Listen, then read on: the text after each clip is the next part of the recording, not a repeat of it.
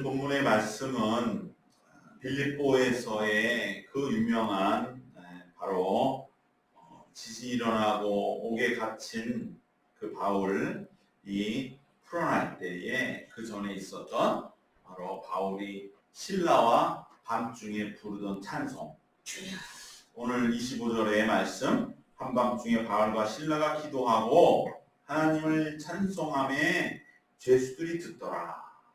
한 폭의 그림 같은, 그러나 그림이라고 하기에는 너무나 우리 영혼을 붙들어주고, 우리도 인생의 밤중에 내가 있다고 한다면 우리 당연히 이 장면을 떠올리면서 뒤따라가게 되고 이 권능을 사모하게 되고, 정말 내가 밤중에 지금 있을 적에 나는 무엇을 해야 할까? 사도 바울은 분명하게 우리에게 이정표를 보여준 줄 믿습니다.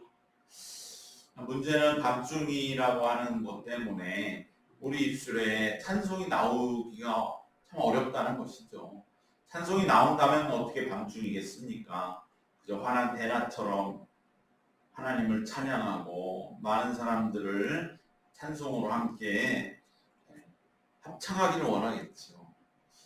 밤중이라고 하는 것은 찬송하기 어려운 시간이고 정말로 그저 쓰러져 지쳐 잠드는 그러기 쉬운 시간에, 그러나 우리 믿음의 사람들은 그러한 밤중에 그러고 있을 수는 없는 것이 바로 또 우리 신앙의 길인데, 실제적으로는 참 이것이 쉽지 않은, 밤중이니까 낮이 오겠지 그러면서 그저 사람들은 쓰러져 잘 때, 그때에 인생의 밤은 그저 낮과 밤이 아니고 내가 이 밤 속에서 뭔가 정말 꿈틀거리는 그러한 그 신앙적이고 믿음의 그러한 하나님을 향한 움직임, 그것 하나가 얼마나 값지고 복된 것인가. 그것은 하나님이 들으시는 찬송이요, 하나님이 그 찬송을 들으시고 이제 지진을 나게 하시는 그러한 역사의 시작인 것이다 라고 하는 것을 보면서 이 빌립보 감옥에서는 정말 이 밤에 부르는 찬송, 이것이 가장 귀한 것이다. 이 빌립보 여러 가지 사역이 있었고요, 또 루디아라는 여인을 통해 교회를 기초를 닦은 일도 있고, 또 이 빌립보 감옥에 갇히게 된 직접적인 원인이 된 바로 점치는 귀신 들린 여종, 그 여종을 이 예수를 전하는 참 제자들이라고 알아는 볼 수 있었던 그 여종, 그러나 그 뒤에 그 여종을 내세워 돈벌이 하던 자들, 아주 극악한 자들이 오늘 바울을 결국 빌립보 감옥에 갇히게 했던 그 아주 악랄한 사람들의 앞제비로서 내세워진 그 여종, 불쌍한 여종을 치유한 이적, 여러 가지 이적이 있지만 그래도 빌립보에서는 이 밤중에 부르는 찬송, 이것을 우리는 마음 깊이 새기게 되면서 내가 지금 내 인생의 밤중이라고 할 때 우리 이 찬송을 통해서 반드시 예수님께서 바로 이 사도 바울이 빌립보 감옥을 오히려 정말로 극복해 나오고 그리고 그곳에 놀라운 구원의 역사를 일으킨 것처럼 오늘 우리도 밤중에 있다고 하면 이 길을 걸어가기를 결단하는 것이 오늘 말씀에 가장 우리 함께 나눌 귀한 보배로운 말씀인 줄로 믿습니다. 바로 바울이 이렇게 빌립보 감옥에 갇히게 된 것, 그것은 다름 아니라 바로 이 바울이 여종을 치유했던 이 사역이 오히려 바울을 위협과 고난으로 몰아가게 됐던 과정들이 오늘 본문의 19절부터 잘 기록이 되어 있습니다. 자, 우리 지금 시각으로 보면은 너무나 어이가 없는 일이지요.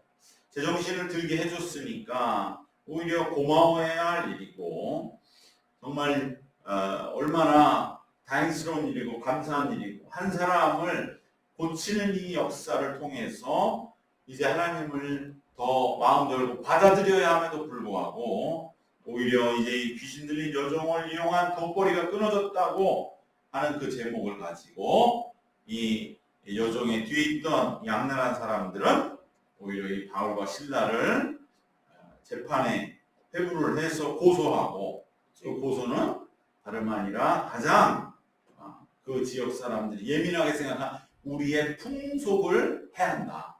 우리의 삶에 이 사람들이 와서 우리는 지킬 수도 없는 낯선 풍습을 전하려 한다. 들어보지도 않고 알지도 못하면서 이렇게 명분을 거짓으로 내세우지만 실제 이들의 속셈은 돈벌이가 끊어졌다고 하는 그러한 지극히 다분히 물질적이고 또 사람을 수단으로 사용하는 그런 아주 비인격적인 그 악랄한 모습을 통해서 바울을 고소하고 고문하게 되는 것입니다. 바울은 이러한 일들을 사실 처음 당한 건 아니죠. 루스드라에서도 마찬가지로 나면서부터 걷지 못하던 자를 일으켜 세웠을 때, 바로 바울판 성전 미문 사건이 일어났을 때 처음에는 바울과 바나바를 신들처럼 여기다가 이런 일 하지 말라고 내가 복음을 전하는 것입니다. 그랬더니 하루아침에 돌변해서 바울과 바나바, 특히 바울을 죽은 줄 알고 돌로 쳐서 성 밖으로 내치는 일이 있었기 때문에 바울은 이러한 일을 너무 많이 당하고, 그렇기 때문에 이 여인을 치유할 경우에 이것이 좋은 결과만 가져올까라는 어떤 핍박이 오리라는 것을 예상했을 수도 있습니다. 그렇다고 해서 이 여인을 치유하지 않는 것은 바울이 가야 할 길은 아니죠. 바울의 본분을 거역한 일이 되는 것이죠. 이 가장 불쌍하고 약한 여인을 구원하는 그 일이 바울의 생명과 같은 사명이기 때문에 이 여인을 뒷일 생각하지 아니하고 일단 바울은 이 여종을 치유하고 구원하는 일을 이제 갔던 것입니다. 그 결과는 그러나 모진 고문과 투옥이었다는 것을 우리는 이 말씀을 보면서 우리가 걷는 믿음의 길도 때로는 이러한 일들을 일어나게 되더라도 우리는 바울과 같이 그래도 우리는 우리에게 주어진 길을 걸어가야 한다는 것을 우리는 말씀 속에서 보게 됩니다. 우리가 열심히 헌신하고 섬기고 나서 돌아오는 것은 어떠한 외적인 영광과 보상은 아닐 수 있다는 것을 바울이 말씀해 주는 것이죠. 오히려 더 험하고 힘든 환경에 빠질 수도 있습니다. 그러나 우리는 영혼을 구원하는 목표를 이루기 위해 어떠한 고난과 혼란도 마다하지 아니하고 복음 전하는 길을 가야 할 줄로 믿습니다. 최소한 그것이 영광된 길이라는 것을 우리가 서로 공감하고 소통할 수 있는 믿음은 되어야 할 줄 믿습니다.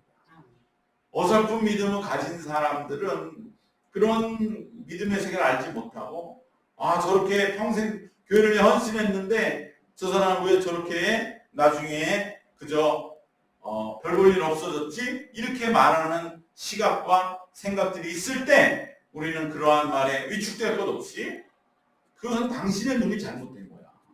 우리가 복음을 전하는 것은 어떤 세상적인 영광과 세상적인 칭송을 받기 위해서가 아니고 그 영혼을 구원하는 그 일이 온 우주에 비할 수 없는 일이기 때문에 저 사람은 그 길을 끝까지 간 것이고 오히려 자기 자신을 돌보지 않은 것이 면류관이라는 것을 당신은 지금 놓치고 있어. 우리는 이렇게 가르쳐줄 수 있는 정도의 믿음은 되어야 할 줄로 믿습니다. 많은 사람들의 믿음이 연약해지게 되면 그러한 어떤 얼토당토한 그 말 앞에서 오히려 위축되고 나도 믿음 생활을 굳이 모든 걸 다 내려놓고 해야 되나? 이러한 시험이 요즘 너무나 많이 행행하고 있죠. 그럴 때 우리는 내가 모든 걸 내려놓고 그러한 길을 가면 더 좋겠지만 가지는 못한다 할지라도 그러한 잘못된 생각과 연약한 믿음이 있을 때 그들을 깨우쳐 줄 수 있는 원래 우리가 걷는 믿음의 길이라고 하는 것은 사실 수많은 믿음의 사도들이나 많은 성경의 인물들을 보면 그들의 마지막이 그렇게 순탄하고 그렇게 평온했는가? 사도들, 12사도들 모두 다 순교와의 길을 갔던 것이 왜 그들만 순교를 하고 우리는 그 편안한 길만 가고 그저 세상에 보이는 것만 좋아 보이는 그러한 삶을 사는 것이 뭔가 이상하게 맞지 않는 것 아닙니까? 우리는 다시 한번 우리의 믿음 속에서 사도 바울이 그렇게 정말 한 여종을 치유하고 구원하고 그의 인생을 건졌음에도 불구하고 당하는 이 환난을 보면서 아, 이건 역시 사탄의 계략이구나. 사탄은 우리가 가는 이 영혼 구원을 위하여 어떠한 고난과 환난도 맞이하지 아니하고 복음 전하는 길 가는 것을 아주 집요하게 방해하는, 처음부터 방해하는 게 아니죠. 처음에는 자기가 방해할 힘도 없을지 몰라요. 그래서 하나님의 역사가 일어나면 그 연약함을 그때 와서 치게 됐을 때 많은 이들을 시험에 빠뜨리는 그러한 수를 써서라도 사단의 세력은 방해를 하지만, 그래서 우리들도 이제 신앙이 성숙해지면 그걸 볼 수가 있는 거죠. 아, 저 사람 저렇게 열심히 쓰임 받다가 지금은 저런 환난이 와서 힘들어하고 있어. 그런데 그 지금 힘들어하는 그것만 보고 저렇게 열심히 꼭 했어야 됐나 이렇게 말할 게 아니죠. 그가 열심히 했던 그 순간은 영원한 것입니다. 그 뒤에 정말 그가 믿음이 약해졌다든지 또 뭔가 알 수 없는 어려운 시험에 빠진 것은 사탄의 계략이라는 말이에요. 그럴 때는 그걸 보면 믿음이 흔들릴 것이 아니라 아, 그래, 영혼을 구원하는 일이 힘쓰다 보면 혹시 또 저러한 어려움이 올 수도 있어.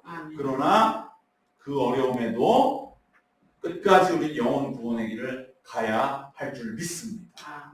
그것에 대한 분명한 마음을 다시 한번 새롭게 하면서 한 사람의 생명을 구원하는 일이야말로 온 천하라 어느 일보다 귀하기 때문에 우리는 바울과 같은 어려움이 우리 앞에 때로는 있는 것처럼 여겨진다 할지라도 사도 바울도 마찬가지로 아, 여기 빌립보에 와서 좀 조용하게 내가 선교를 할까 그러한 마음도 있을 수 있겠지만, 그러나 이 여종이 너무나 삶이 피폐하고 그렇기 때문에 바울이 괴로움을 느꼈다고 그랬잖아요.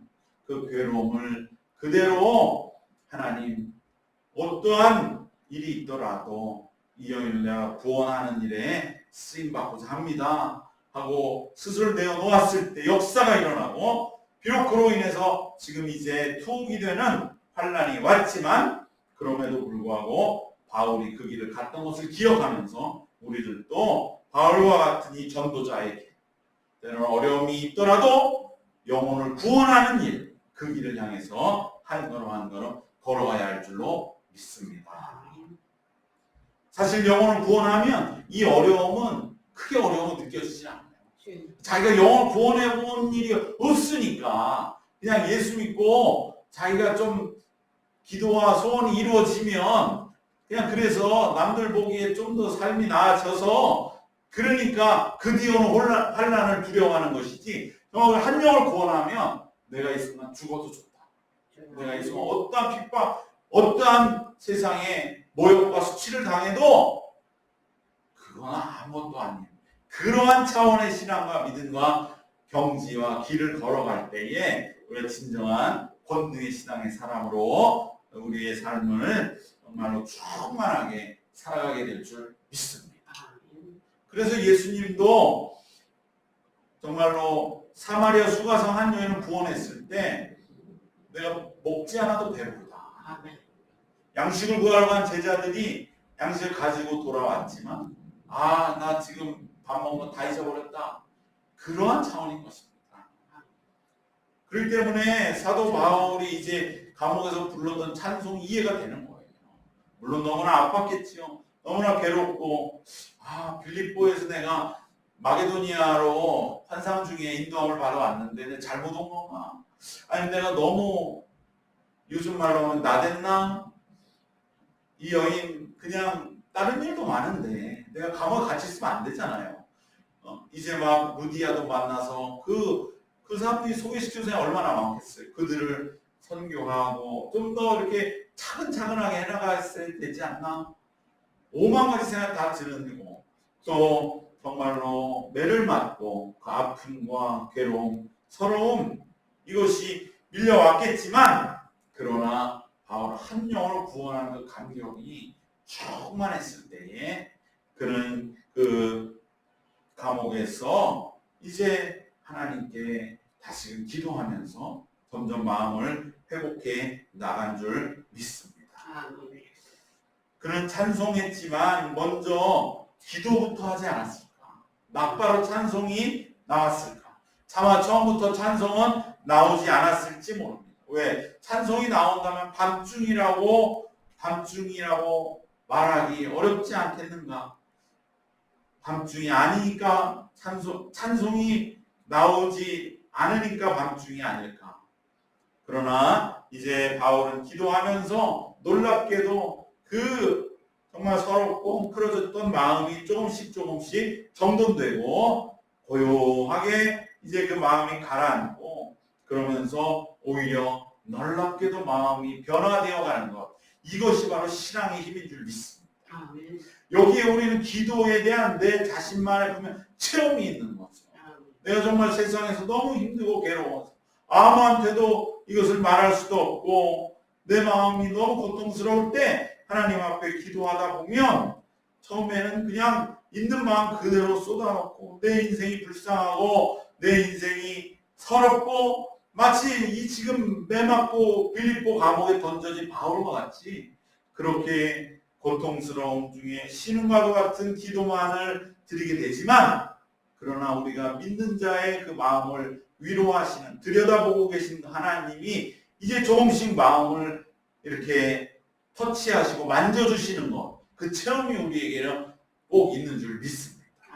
그럴 때 우리의 마음은 점점 가라앉게 되고 그러면서 우리는 예수님도 생각나게 됩니다. 내가 너무 힘들 때 예수님도 잘 생각이 안 날 수도 있고 그저 내 고통, 내 괴로움, 내 처지, 내 모든 절망만에 빠져서 어적되지만 그러나 이제 기도하다가 예수님이 생각이 납니다. 그러면 위로를 받습니다. 그래 예수님 이런 나를 위해서 그 모진 고난의 길을 가시고 십자가에 못 박혀서 나를 위해서 죽으신 그 까닭이 바로 여기 있구나. 나를 봐라. 네가 괴롭지만 제일 괴로워도 십자가에 달린 나를 봐라. 그때서야 우리는 진짜 십자가 예수를 만나는 겁니다. 그 체험이 없으면 우리가 백날 예수님 나를 위해 십자가에 달려 돌아가신 찬송을 불러도 마음에 그냥 내 마음에 확 와서 나를 갈아엎으시는 그 체험이 없으면 우리 십자가에 달린 예수를 만났거나 오래전 되었거나 아직도 만나고 있지 못한 것일 수도 있는 것입니다.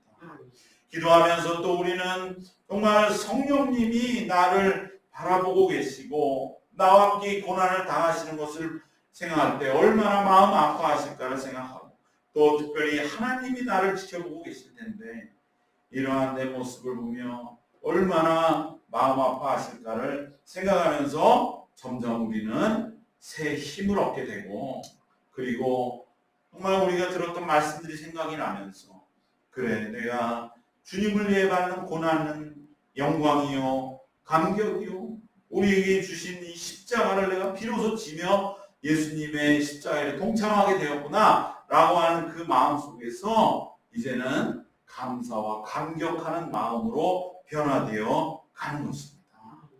바로 이 기도의 체험이 우리 속에 살아날 때 우리는 어떠한 밤중에 있다 할지라도 다시 우리의 마음의 회복을 입고 이제 우리의 마음이 온전하게 치유함을 받게 될 줄로 믿습니다. 바로 그 마음 속에서 찬송이 시작되는 것입니다.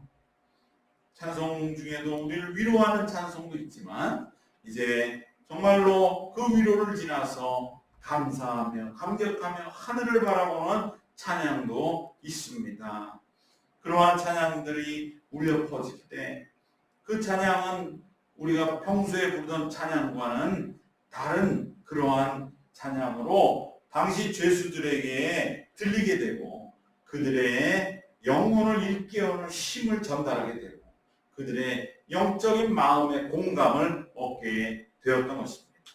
사실 감옥이라고 하는 굉장히 험악한 환경이고 자는데 누가 찬송을 부를 적에 정말로 온갖 욕설을 듣게 될 수도 있는 그러한 곳이지만, 그리고 감옥이야말로 어떤 사람을 내가 만나서 같이 잠을 잔다 이 말이에요. 잠을 자는 동안에 어떤 일이 일어날지 모르는, 내가 죽을 수도 있는 거 아닙니까? 다 흉악한 범죄자들이기 때문에 감옥만큼 사람에 대해 서로 관심을 가지고 예의주시하고 소문이 빠르고 그렇게 퍼지는 것도 없습니다. 우리가 감옥이니까 다 바보들 같이 생각하지만 그렇지 않습니다. 오히려 그곳이야말로 더 서로에 대해서 잘 알고 모든 것까지 다 알고 그러한 곳이 감옥입니다. 그래서 독방도 만들고 그렇게 격리한 것이 바로 감옥입니다. 그렇기 때문에 죄수들은 바울과 실라가 왜 들어왔는지 이미 다 알고 있었습니다. 그래, 저 사람들은 우리와 다르다더라. 저 사람들은 누구 해코지하고 돈 뺏고 사람 때리고 죽이고 해서 온 사람들은 아니라고 하더라. 그런데 그 사람들이 이제 감옥에 들어와서 다른 죄수들과는 다르게 그들은 기도하고 그리고 뭔가 깊은 괴로움 속에 영적인 그 고통을 가지고 묵상하면서 정말 뭔가 남다른 그러한 모습 속에 예의주시하고 있을 때 그들의 입에서 조금씩 찬송이 흘러나올 때 이것은 놀랍게도 죄수들의 마음을 울리고 오히려 그들의 죄를 부끄럽게 하고 그들이 그 감옥에서 받는 고통에 놀랍게도 위로가 되는 그러한 뭉클한 찬양이 되었던 것입니다. 그래서 오늘 본문에 분명히 25절에 찬송함에 죄수들이 듣더라. 죄수들이 들었다는 거죠. 들을 사람이 아니거든요. 이 사람들은 찬송 들을 사람이 아니잖아요. 원래 찬송 같은 감싸고 샀던 사람, 흉악하고 정말 무지막지한 사람들이 찬송을 들을 수 있는 바울과 실라의 찬송의 영적인 힘, 이것은 어디서 나온 겁니까? 고난 중에 부르는 찬송입니다. 그렇기 때문에 오늘 우리가 밤중에 있고 고난 중에 있다면 다시 생각을 바꿔야 됩니다. 우리가 이 상황 속에 찬송을 부를 수만 있다면 그것은 죄수들의 귀에 들리는 찬송이 될 줄 믿습니다. 오늘날 많은 그리스도인들의 영향력이 축소되는 이유가 전부 대낮에 신앙생활을 하고 있다.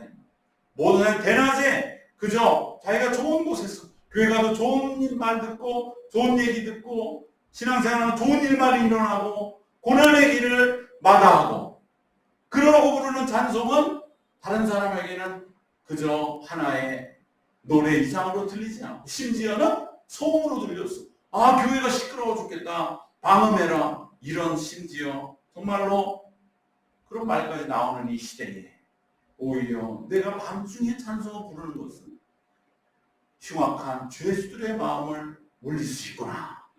그러고 우리가 밤중에 찬송 부를 수 있게 되었다면 그것은 오히려 하나님이 내게 주신 귀한 은혜인 것을 기억해야 할 줄로 믿습니다. 오늘 우리의 찬송이 이와 같은 영적인 울림이 있기를 사모하고 정말 내가 찬송 한 장을 부르더라도 주님, 제가 아직도 찬송 이렇게 부를 수 있게 해주신 감사. 내 이 찬송이 그저 하나의 노래가 아니라 내 영혼을 치유하고 그리고 다른 이들의 마음에도 깊이 울림을 줄 수 있는 찬송이 되게 하여 주시옵소서. 기도하는 마음으로 찬양할 때 오늘 우리의 신앙에 새로운 힘과 은혜가 넘치게 될 줄로 믿습니다. 마지막으로 바울과 희한하게도 꼭 실라의 이름을 빼놓지가 않아요. 바울과 신라가 이렇게 신라를 꼭 집어넣습니다. 바로 이것은 무엇이냐? 바울 혼자 갇혔다면 찬송하고 기도하지는 못하지 않았습니다. 신라가 함께 있었기 때문에 그들은 찬송할 수가 있었던 것입니다. 여기에서 바로 사도 바울이 2차 선교여정을 떠날 때 마가를 제외하고 신라를 동행한 징표가 발휘되는 것이 아니냐라고 우리는 한 번쯤은 추측해 볼 수 있는 것이죠. 왜 그렇습니까? 마가가 마가 요한 그 부잣집 도련님이 만약에 느닷없이 빌립보에서 이런 일을 당했다고 칩시다.